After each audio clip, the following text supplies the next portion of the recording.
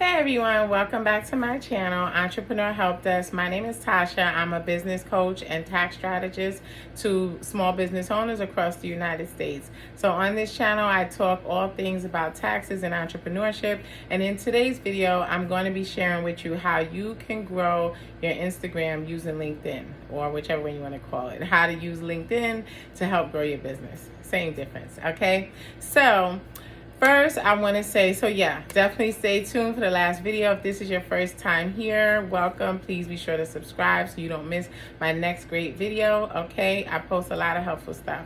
And for those of you who have been with me this whole time, thank you so much. And for helping me just, keep this channel going.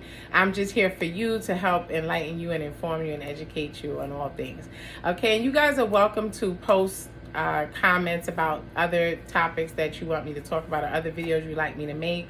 Okay, I'm always reviewing your stuff and seeing what you're saying. Some of you have been emailing me.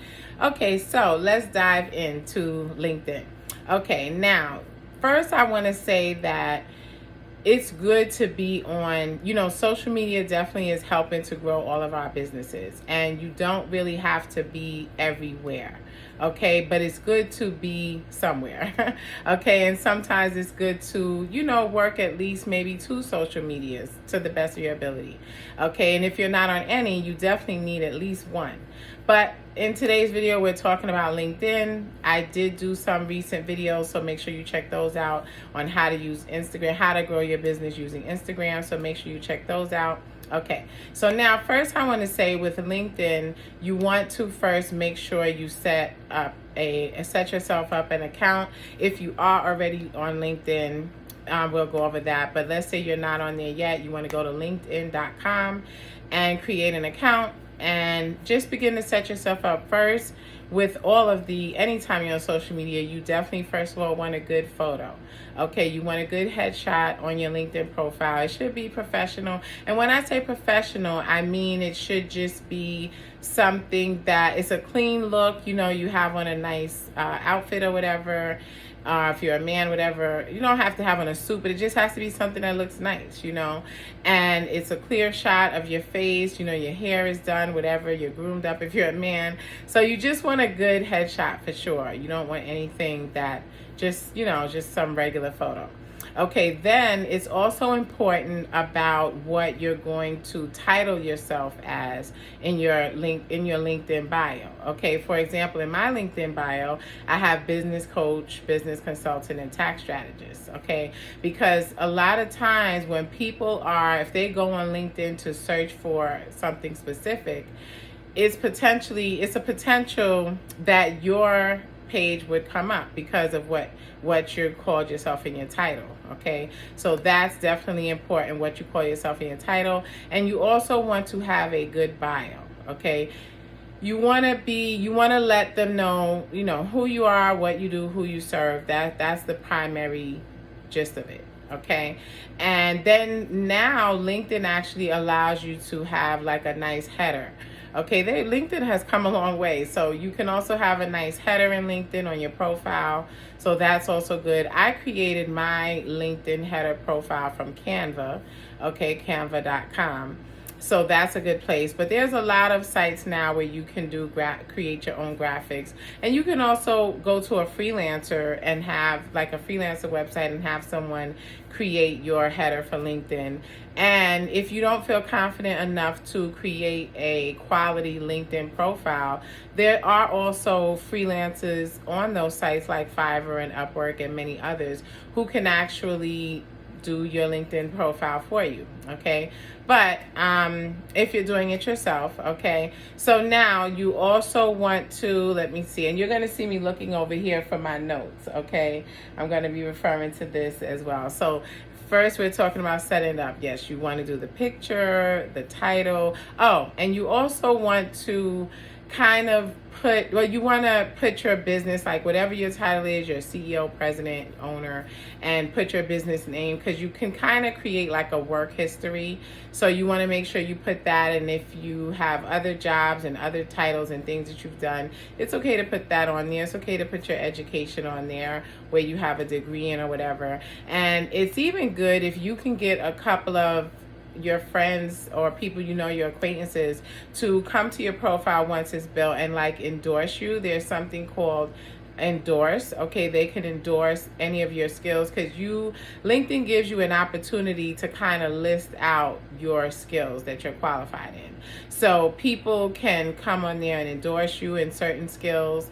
Okay, and that's very helpful. Now, speaking of people, you want to build connections, right? Instead of like followers, they call them connections on LinkedIn. So you want to begin connecting with people you know, obviously, and sometimes you may want to try and make an introduction with people you don't necessarily know, but you may have a connection to them from someone you know.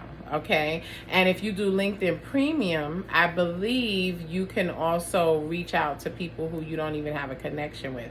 If you've gone to their profile and you see that there's someone you may want to network with or whatever, I believe if you're on LinkedIn Premium, you can do that. And don't forget, any of these types of subscription types of situations that you pay for are all tax deductible. So if you're using LinkedIn for your business and you're using LinkedIn Premium, you can use that, you can deduct that fee, that premium fee, on your taxes.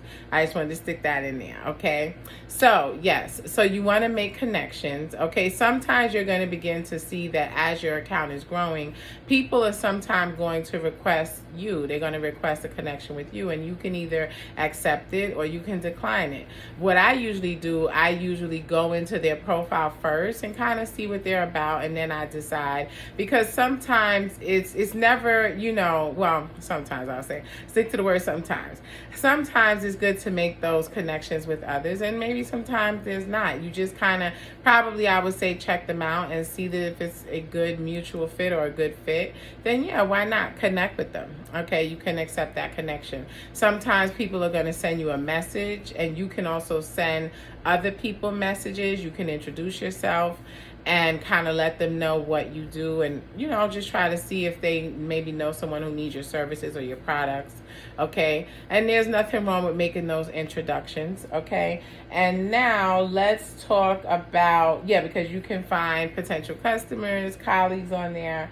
Okay, now let's talk about posting content. Okay, so now you have your profile, and now you got to begin to engage. Okay, the important thing is you do want to engage.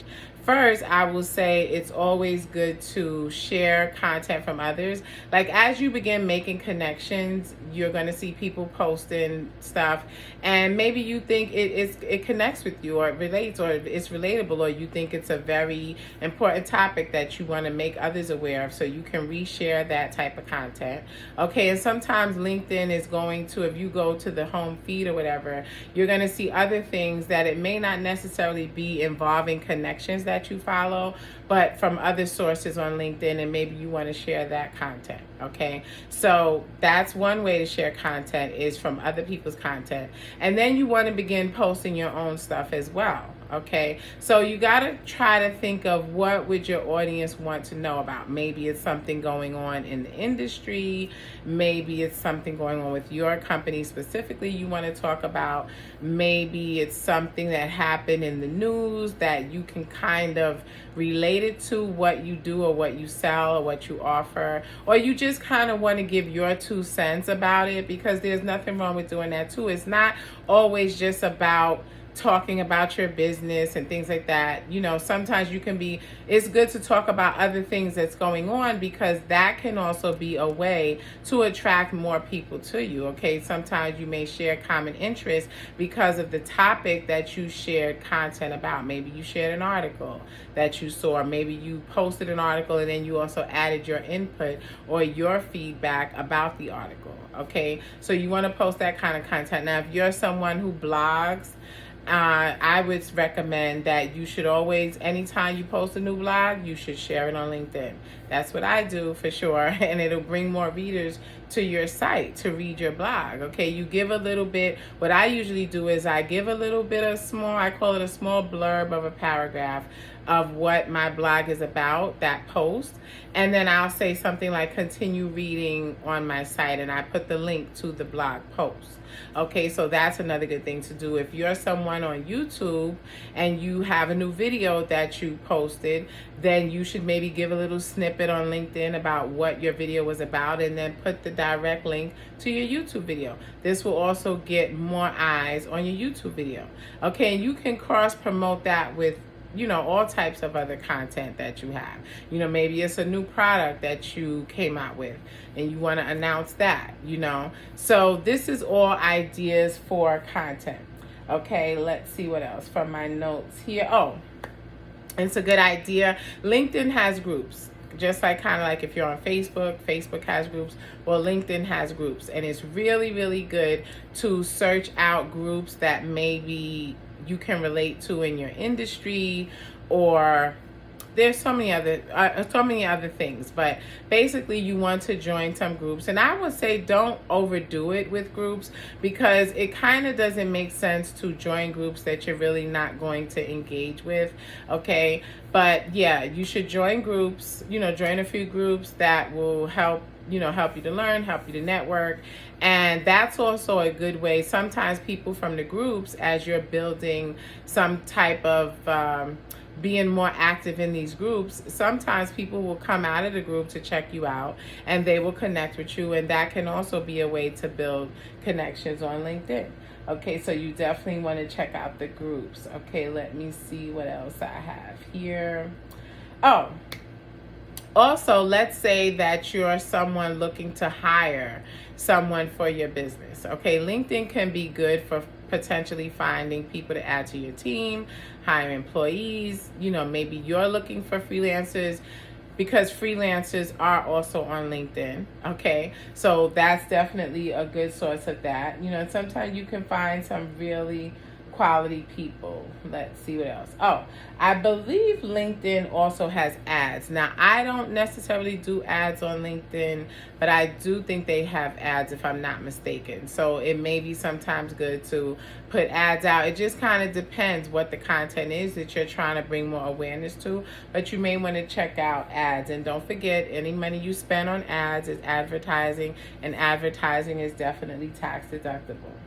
Okay, let's see what else. Sorry guys, I'm just checking out my notes here, because I kind of want to make sure I don't forget as much as possible. Okay, I covered all of those things. I think I covered a lot of the gist of it. Okay, that's very entry basic level. But another good thing before I go, LinkedIn is good for sometimes, depending on what someone is searching for, sometimes your profile will pop up on Google.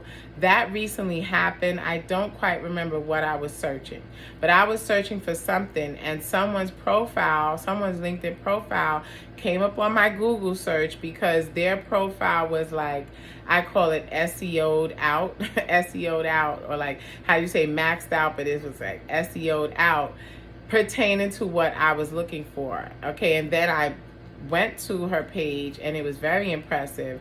So that's good to do too, and that's why I would say sometimes you maybe just would go the better route of hiring a freelancer who's a LinkedIn specialist to kind of help you put all of that together, because I thought that was really, really impressive for her profile to pop up on my Google search based off of something I was searching for. Okay, and that happens by, like I said, SEO. These LinkedIn experts, they're going to help you word things in a way that when people are doing certain searches, they will find you. Okay, so don't knock LinkedIn, especially if you know that a lot of your target audience hangs out on LinkedIn. Okay, and so yeah, so I think that was pretty much it. Let's see. Yeah, I think that was everything. Okay, so I do thank you all for watching. Don't forget that if you want to get some questions answered, if you want to improve your business, if you want to learn how to market your business, if you want to learn some tax strategies for your business, and so forth. There's so many things. Okay, if you want to just get like the business side of your business more in order, do not forget that you can book me for a consultation. That will be in the description box. Okay, and make sure you check out my business courses. Okay, I have several things there, especially if you're looking to set up your own LLC properly. Okay, there's a class there for that. I also have something called the Business Credit Starter Kit. If you're someone who is looking to build or establish your business credit, okay, you should definitely check out. That's not a course, but it's like a downloadable kind of guide, okay? So I thank you all for watching and see you in the next video.